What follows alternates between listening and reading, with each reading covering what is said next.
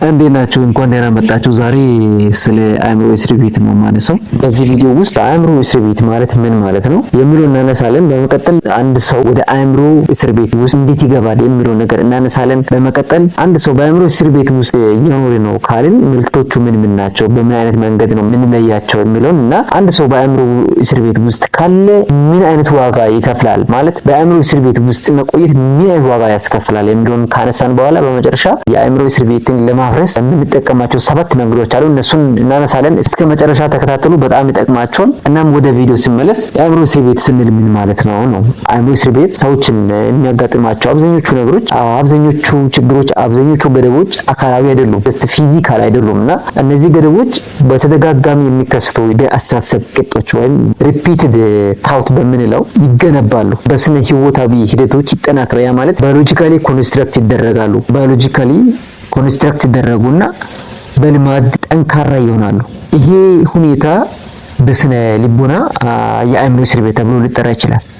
ስለዚህ ይህ ማለት ምንም አይነት ውጫዊ ኃይል ሳያስገድደው ሰው ራሱን የሚጥልበት እናም ባህሪውን፣ ውሳኔ አሰጣጡን እና የራሱን አቅም የሚገድብ የአስተሳሰብ ባህሪ ገደብ ስብስብ የአእምሮ እስር ቤት ተብሎ ይጠራል። እናም እንዴት ነው አንድ ሰው እንዴት ነው የሚገባው ወደዛ አእምሮ እስር ቤት ውስጥ?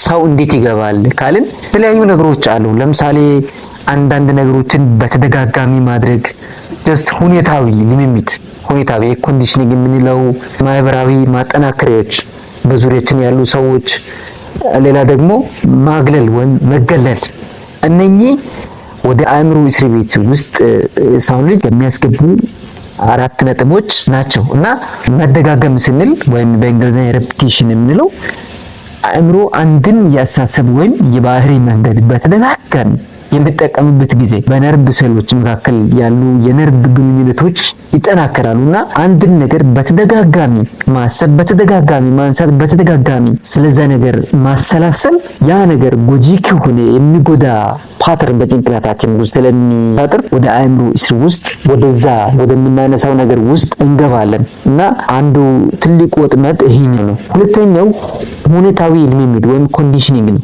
በልጅነት የሚደርሱ ቅጣቶች፣ ትችት፣ አንተ አትረባም፣ ይሄ ተልካሻ ነው ምናምን አይነት ስድቦች ወይም ውድቀት የመሳሰሉ ልምዶች አንድን ድርጊት ከአሉታዊ ውጤት ጋር የሚያገናኙ የአስተሳሰብ ትስስሮችን ይፈጥራሉና ይሄ ኮንዲሽኒንግ ልጅ ሆነን እያለን ትላልቅ ሰዎች አንተ አትረባም የትም አትደርስም ምናምን ካልን በልጅነት ጭንቅላት የሚያዘው ያ ነውና ያ እንደ ትልቅ ወጥመድ ነው በስነ ልቦና ሳይንስ የሚታየውና ያ ወዴት ነው የሚያስገባው? ወደ አእምሮ እስር ቤት።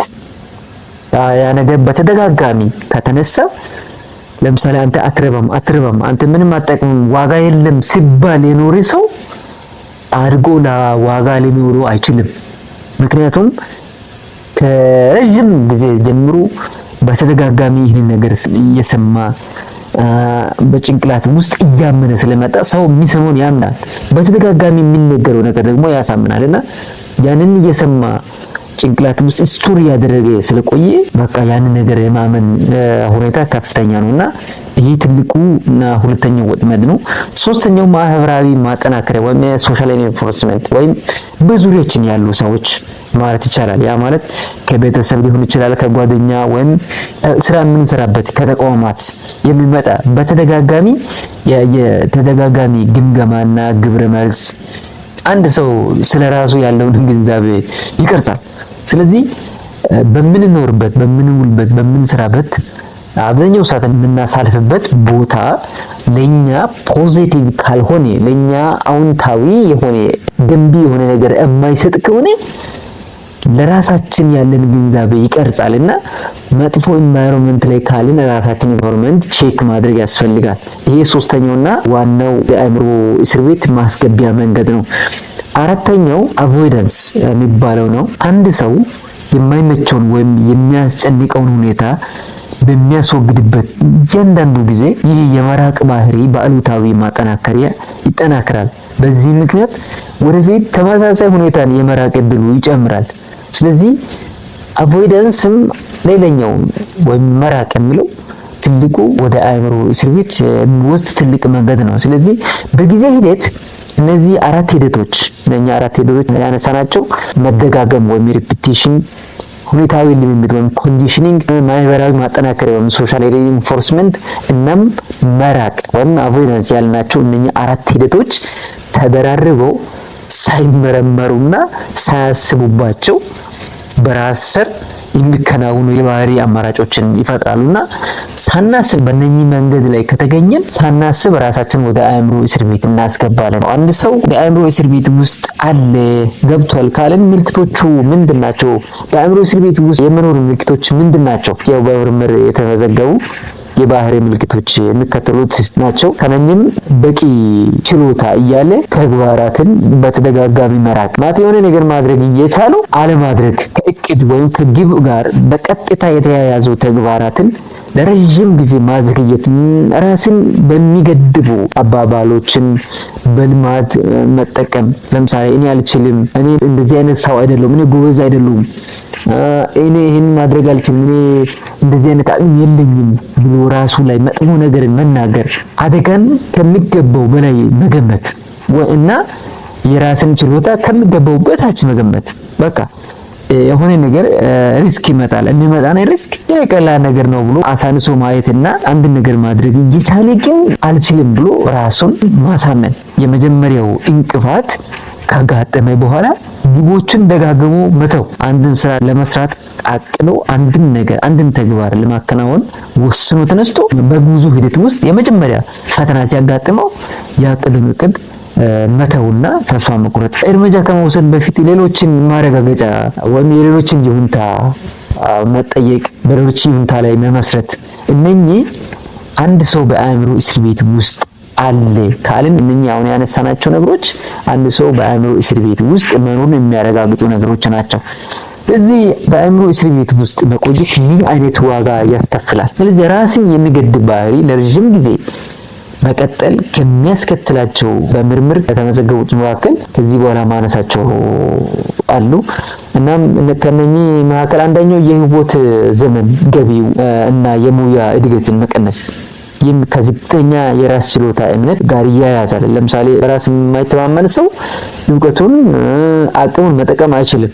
ስለዚህ የህይወት ዘመን ገቢውና የሙያ እድገት ወይም ካሪር ፓዝ የምንለው ይቀንሳል። ሌላ የድብርት ምልክቶች የመጨመር እድል አለ።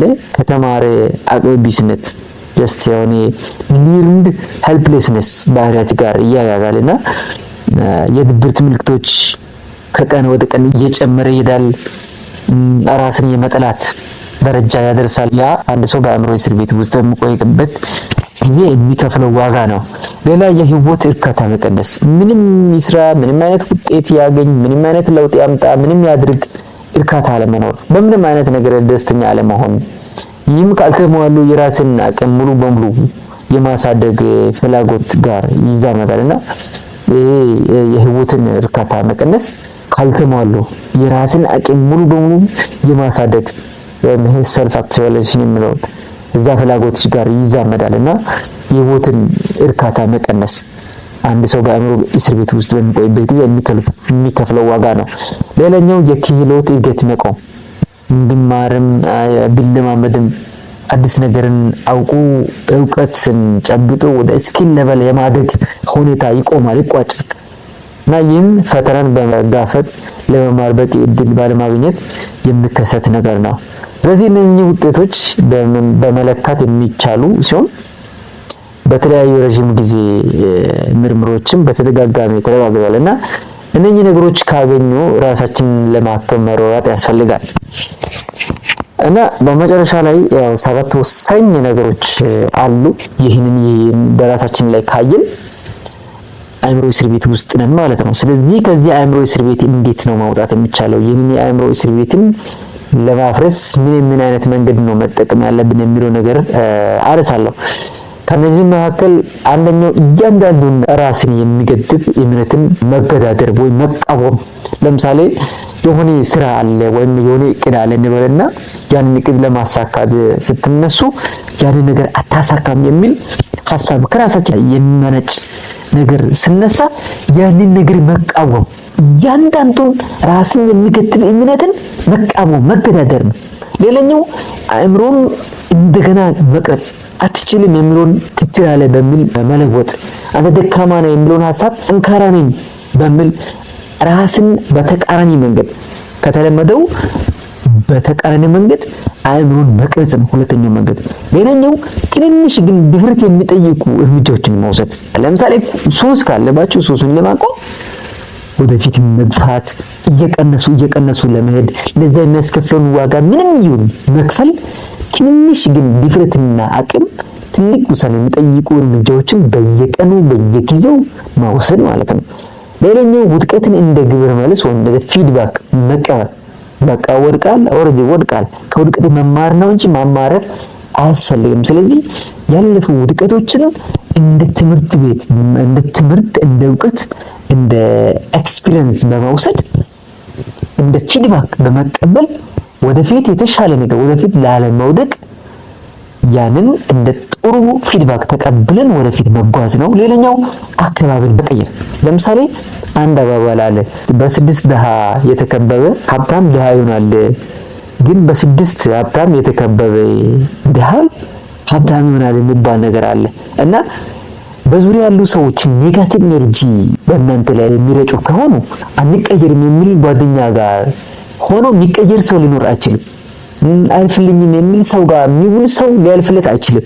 ስለዚህ ኔጋቲቭ ኤነርጂ የሚረጭ ሰው ጋር የምትኖሩ ከሆናችሁ ራሳችሁን መቀየር፣ ራሳችሁን ለመለወጥ ሌላ ሰው ጋር ተስፋ ካለው ሰው ጋር ስለ ተስፋ፣ ስለ እድገት፣ ስለ ለውጥ፣ ስለ ፖዚቲቭ ኤነርጂ፣ ስለ መልካምነት ከሚያስብ ያንን ፖዚቲቭ ኤነርጂ የሚረጭ ሰው ጋር መዋል እና አካባቢን ቀይሮ ሌላ ነገርን ለመለማመድ ከተለመደው አሳሰብ፣ ከተለመደው ጓደኝነት፣ ከተለመደው እስር ቤት ለማውጣት መታገል ነው። ስለዚህ ይሄ አንደኛው ነው። አካባቢን መቀየር በጣም ወሳኝ ነገር ነው። ምክንያቱም አብሻ ራሱ ሲል ከአህያ ጋር የዋለች ላም እንደ አህያ ነው የምትፈሰው ነው የሚባለውና አካባቢን የመምሰል ሁኔታ ያስገድዳል። አንድም እየሄደ ባይቀበል እንኳን በቆይታ አካባቢውን ስለሚመስል ገዳይ የሆነ አካባቢ መውጣት፣ ማምለጥ፣ ጥሩ ኢንቫይሮንመንትን መገንባት የግድ ይላል። ሌላኛው የዕለት የአእምሮ ተግዛዝን መገንባት፣ ራስን መገሰጽ። የሚነሱ ከዚህ በፊት የማይረቡ አስተሳሰቦች ብቅ ሲሉ እነኛን ማባረር፣ ማጨናገፍ፣ ኔጋቲቭ የሆኑ ነገሮችን ማጨናገፍ ያስፈልጋል። እና ሌላኛውና መጨረሻው የተዋቀረ የተጠያቂነት ስርዓት መፈለግ። ያ ማለት you are the only one who is accountable for everything that is happening in your life። አንተ ብቸኛ ሰው ነህ። ምንም ቢፈጠር በራስህ ህይወት ላይ ተጠያቂ አንተ ነህ። ካበላሸው ያንተ ህይወት የሚበላሸው ባንተ እጅ፣ ባንተ አእምሮ፣ ባንተ አስተሳሰብ ነው። ስለዚህ ከዚህ ቪዲዮ በኋላ ራሳችሁን ለማዳን እንደምትጥሩ ሙሉ እምነቴ ነው። ስለተከታተላችሁኝ በጣም አመሰግናለሁ። ቼር ያገናኘን